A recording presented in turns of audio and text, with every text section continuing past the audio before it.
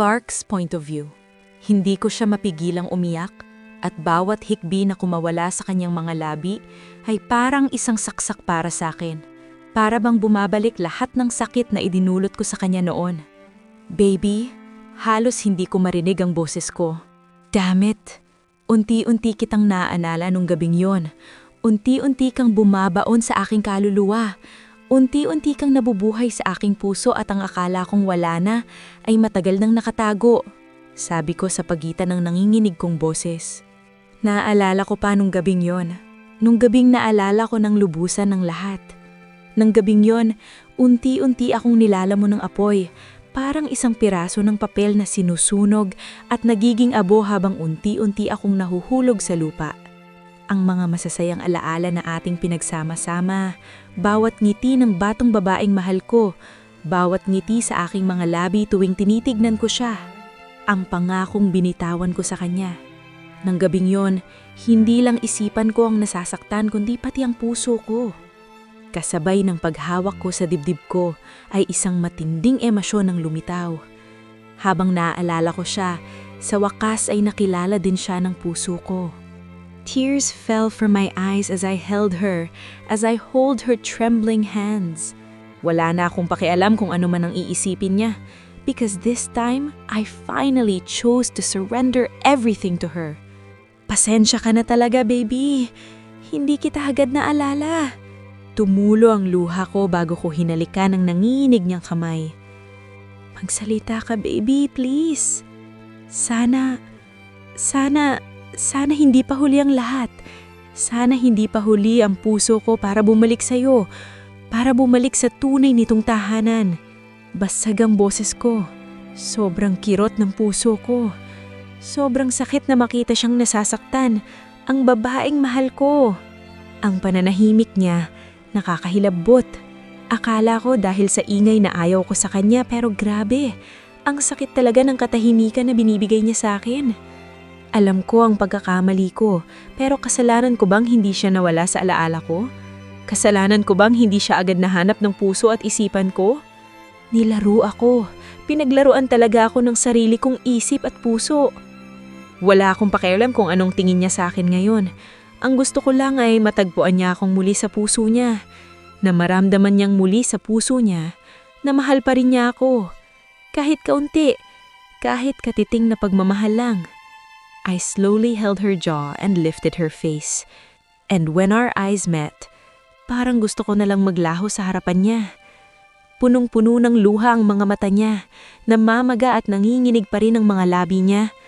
Pilit pinipigilan ng mga hikbing gustong kumawala, pero hindi ko pa rin maikakaila kung gaano siya kaganda. What the heck? Ano ba itong nagawa ko? Pero ang ikinadurog ko ay ang nakikita ko sa mga mata niya habang nakatingin sa akin. There was no love because awa lang ang nakita ko. Bakit? Ang ibig mong sabihin hindi mo ako naalala? Napangiti akong kaunti nang sa wakas ay nagkaroon na siya ng lakas para magsalita. Naririnig ko ang pagkalito sa kanyang boses, sa kanyang paos na tono. Gusto ko siyang tanungin, bakit hindi niya man lang ipinaliwanag o sinabi sa akin noon kung sino talaga siya sa buhay ko? Bakit niya hinayaang isipin na isa lang siyang babaheng desperadong makuha ko? Bakit hindi siya gumawa ng paraan para tulungan akong maalala at makilala siya ng mas maaga? Dahil doon, sana hindi ko siya nasaktan. Sana hindi umabot sa ganito ang lahat and maybe I can remember her before it's too late. Ang araw na nagsabi ako ng goodbye sa'yo dahil aalis na kami ay ang huling araw na kiting naalala. Nakarating kami ng Manila ng ligtas pero sa daan sa pupuntahan namin, na-aksidente ang nasasakyan namin. Ilabas ko ang malalim na hininga. Nagising ako na lang sa isang ospital na walang naalalang kahit ano tungkol kayo. Pinagmasdan ko ang kanyang mga mata na nalilito. Natutuwa ako na sa wakas ay tumigil na siya sa pag-iiyak.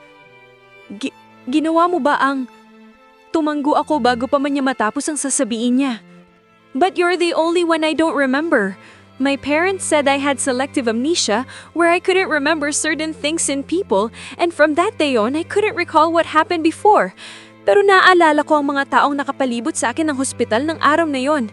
ang mga magulang ko at si Joy. Parang gusto kong bawiin ang mga sinabi ko dahil sa muli niyang pag-iiyak, pero gusto kong malaman niya ang lahat. I want to tell her everything that it wasn't actually my fault na hindi ko gustong tratuhin siya ng ganon. I couldn't remember her at anong gagawin ko sa mga panahong akala ko sinisira niya ang buhay ko at nagiging makasarili siya sa paningin ko. Pinunasan kong muli ang mga pisngi niya bago ako nagsalita. Baka pagkatapos nito, mahalin niya na ako. Akala ko, normal lang ang lahat ng araw na iyon. Akala ko may mga lugar at pangyayari lang akong nakalimutan dahil yun ang paniniwala ko. Nawala ka sa puso't isipan ko. Itinago ko ang nanginginig kong boses nang magsimula siyang tumanggo. Hindi ko intensyon yon. Hindi ko ginusto. Danica, akala ko talaga ayos lang. Wala ni isa sa kanilang bumanggit ng pangalan mo. Kahit si Joy na kasama ko simula noon, hindi. Naalala ko siya. Pero hindi ikaw. Sinabi niya sa akin na nagpapasalamat siya dahil hindi ko siya nakalimutan at sinabi niyang sabay naming itutuloy ang mga pangarap namin sa Maynila. Wala akong kaalam-alam tungkol sa iyo, Danica. Namuhay ako ng normal na parang wala akong nakalimutan kahit sino. Gusto kong maintindihan niya ako. Gusto kong maintindihan niya ang buhay ko noon pa. Minahal ko si Joy dahil isa siya sa mga naging mahalagang tao sa buhay ko. Nagtulungan kami at magkasama naming tinupad ang mga pangarap namin sa Maynila. So you're the reason why it all fell apart. Maybe I shouldn't have entered your life because you already forgot me, Clark. Buong akala ko kinalimutan niyo lang akong dalawa. Kaya ba hindi mo piniling sabihin sa akin kung sino ka sa buhay ko? Tatanggapin mo ba ako? Tatanggapin ko ba siya kung magpapakilala siya sa akin noon? Wala akong alam na meron akong ikaw. Kung sana bumalik agad ang alaala ko tungkol sa'yo. Danica, sana masaya tayong dalawa ngayon pero everything's changed now, Danica. You're the one I love, not her. You're my true love. And what I feel for her isn't love. It's just because hindi ko mahanap ang mga susunod na silitang sasabihin ko. I was occupied by the thought na masasaktan ko ulit siya. Natatakot akong baka hindi niya ako maintindihan. Dahil lang nakasama mo siya sa lahat ng bagay at dahil mahalaga siya sa'yo. Umiling ako. Hindi naman yan, baby. Ngayon malinaw na sa akin ang nararamdaman ko para sa kanya noon ay hindi tunay na pag-ibig dahil ibang-iba ito sa nararamdaman ko para sa'yo. Pero ang pag-ibig mo ay huli na. Agad hinahanap ng mga mata ko ang tingin niya. Please baby, don't say that. Pero yun ang totoo, Clark. Napagtanto mo lang na mahal mo ako nung wala na ako. Pues kasi huli na ang lahat bago kita naalala. Damn! Kung naalala lang sana kita ng mas maaga. Pinagdikit ko ang mga noo naning dalawa. Pinikit ko ang mga mata ko para mas maramdaman siya. Danica, isa rin ang napagtanto ko. Minahal kita bago pa man kita lubusang maalala. Minahal at naalala ka ng puso ko ng mga panahong nasasaktan kita. Ng mga panahong magkasama tayo. Tama na! Hindi ako nakinig sa kanya. Ito na lang ang pagkakataon na meron ako. Totoong sinasabi ko mahal? Kung gayon, bakit? Bakit pa rin humantong sa ganito? Dahil sinabi ko sa sarili kong naaawa lang ako noon tuwing nasasaktan kita. Hindi ko ginustong saktan siya noon pero yun lang ang nakikita kong paraan para umalis siya sa buhay ko. Hindi ko din alam na may sakit siya. Ang tanga ko! Sunod-sunod siyang tumanggo kaya mabilis kong hinawakan ng mga kamay niya. Pero mabilis niya lang akong itinulak dahilan para tuluyan akong mapaupo sa sahig at tuluyang malayo sa kanya. I understand. Naiintindihan kita. Now it's my turn to shake my head repeatedly. Hindi ko intensyon ang lahat. I was just caught up. I was played by my own destiny, Danica. I was trying my best to understand that she already understand me, but damn, I loved you, Danica. I really do. Nabasag ang boses ko. Gusto kong tumayo at lapitan siya pero nanghihina ako. Pero ayoko, Clark. Baby, umiling ako para sabihin sa kanya na nagkakamali siya. Hindi na kita mahal. She said without even stuttering. Paulit-ulit sa isip ko ang mga salita niya na parang sirang plaka. Lahat ng pag-asang nagsisimulang namumukadkad sa akin ay hindi nabigyan ng pagkakataong matupad. dahil bigla na lang itong naglaho. Sana hindi ko na lang hiniling na marinig siyang magsalita. Nasaktan ako ng sobra na halos hindi ko na kayang umangat ng tingin at salubungin ang amatingin niya. Mas masakit ito kaysa sa kahit anong sakit na naranasan ko. Narinig ko lahat, Clark. Nakinig ako. Kahit na sa kabila ng lahat ng sakit ay pinili ko pa ring makinig sa kanya. "Tell me," she cried. Tell me kung bakit ka nagkasakit. Hindi mo kailangang malaman. Karapat-dapat ko talagang malaman yan, Clark. Gusto kong isipin na mahal niya pa ako kaya gusto niyang malaman. Gusto kong isipin na pagkatapos nito babalik siya sa akin at gagaling ako pero alam kong awa ang meron siya ngayon sa akin. I know she heard everything. Kaya agad ko siyang hinahanap at natagpuan ko siya dito. Itinuon ko ang aking mga mata sa 4 na sulok ng silid. Ang silid kong ginawa ko lamang para sa kanya. Ang silid kung saan nagtitipon ang lahat ng aking damdamin at pagmamahal para sa kanya. I was diagnosed with colon cancer 3 years ago. Pinili ko siyang huwag tingnan dahil nadudurog lang ako ng paulit-ulit. Naranasan ko ang mga paunang sintomas na yun pagkatapos ko siyang makita at nang makonpirma ko sa sarili ko na hindi talaga siyang patay. At higit sa lahat, nakonpirma ko sa sarili ko na mahal ko siya at siya lamang. Hindi ko alam kung saan ito nagsimula pero isang araw bigla akong nakaramdam ng matinding sakit ng tiyan habang nasa trabaho. Hindi ko pinansin. Akala ko ayos lang. Nang gabing iyon, nagawa ko pa ring maglakbay patungong Espanya para panoorin siyang maglakad sa runway. At nang makita ko siya, parang nawala lahat ng sakit na nararamdaman ko. Parang ayos lang ang lahat sa akin. Hindi ko ito pinansin kahit ilang beses ko na itong naramdaman. At hindi lang iyon, nagpatuloy ako sa pagtatrabaho, pamamahala sa aking kumpanya ng halos walang tulog. But I couldn't forget about Zaya. Even though she's not my real child, I couldn't bear to abandon her. Inalagaan at sinuportahan ko siya na parang tunay kong anak. Inalis ko ang anumang impormasyon tungkol kay Danica na maaaring malaman ni Joy dahil ayokong maistorbo si Danica, lalo na't hindi niya alam na siya ang pumalit sa akin.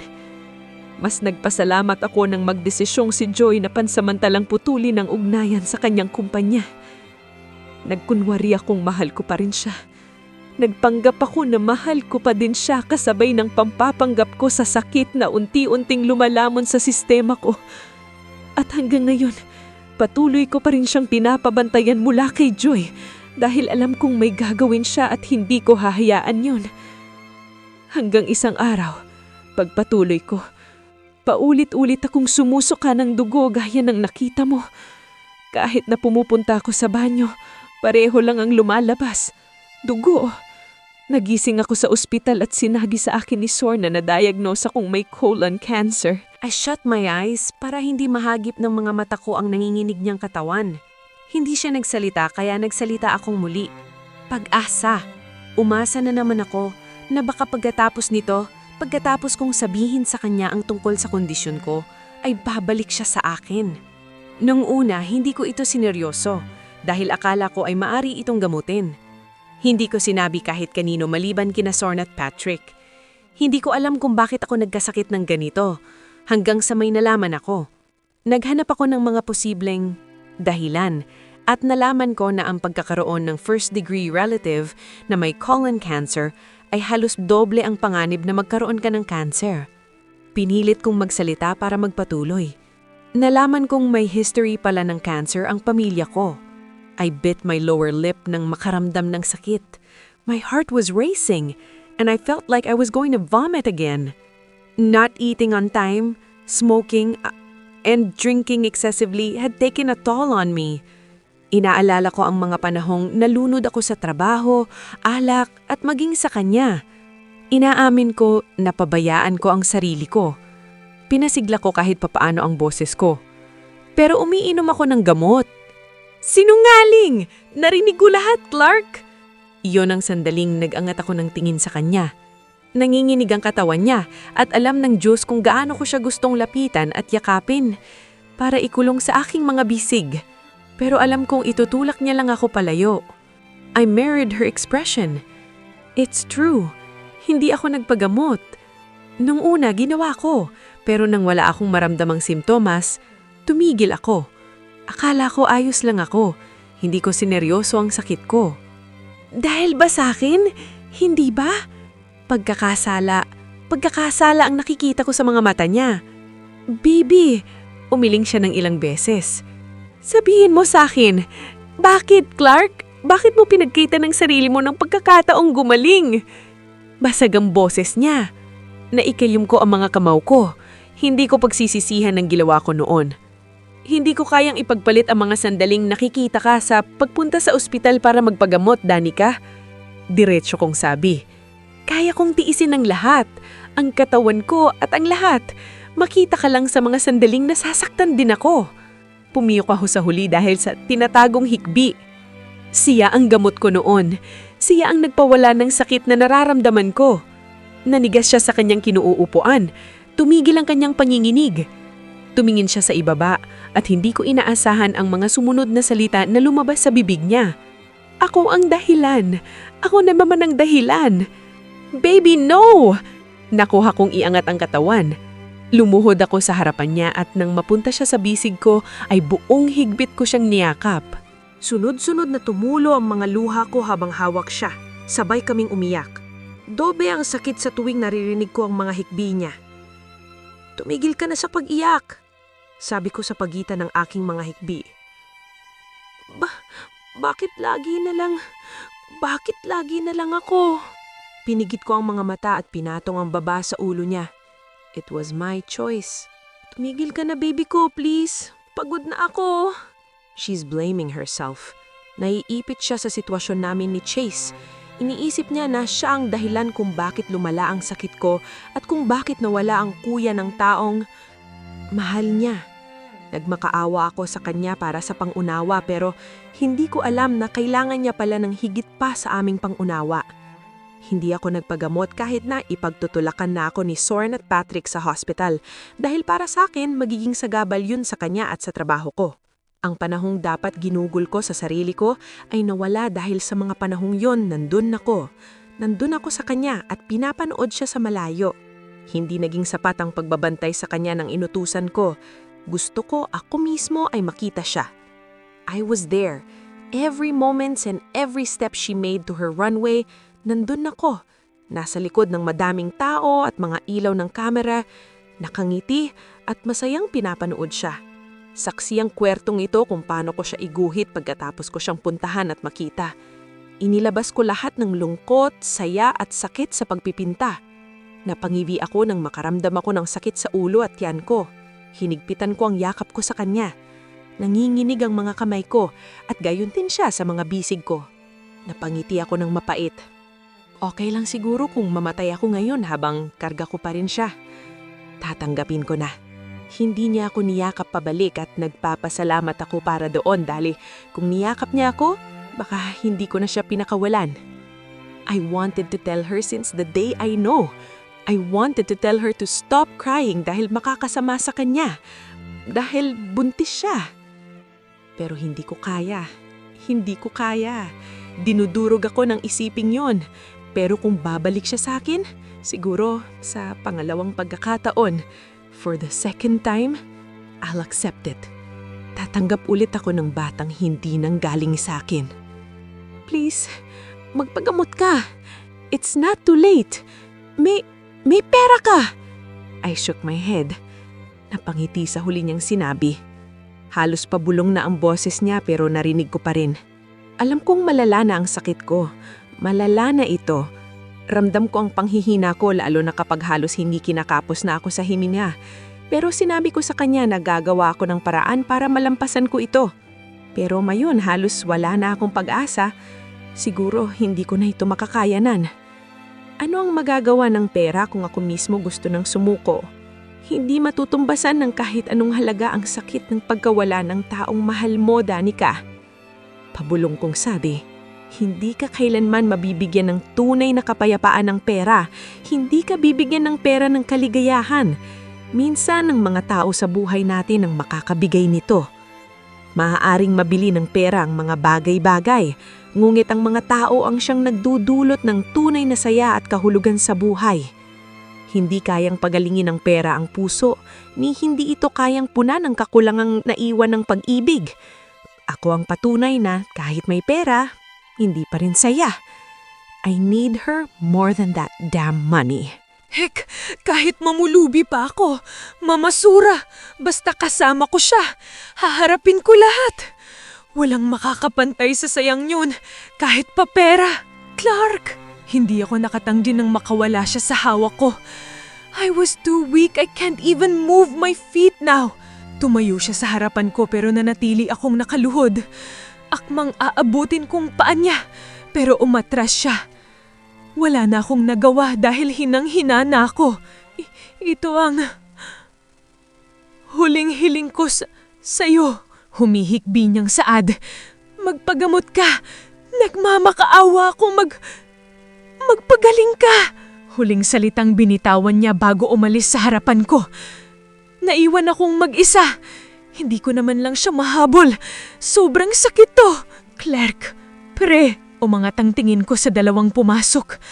Alam kong nandito pa din sila. Patrick, dadalhin ko siya sa hospital. Namumutla na siya. Tinulungan akong tumayo ni Sorn. Lalabas na sana si Patrick pero tinawag ko siya. Patrick, nakikita ko ang sakit sa mga mata niya kapag nakatingin siya sa akin. Ganon din kay Sorn. Nandito pa rin sila. Ang mga best friends ko. Anong gusto mong gawin ko, Clark? Kagaya ng palagi niyang sinasabi sa tuwing inuutusan ko siya. Inipon ko ang lahat ng lakas ko bago ko sinabi sa kanyang huling utos ko. Sabihin mo sa kanya at dalhin mo siya sa kanya.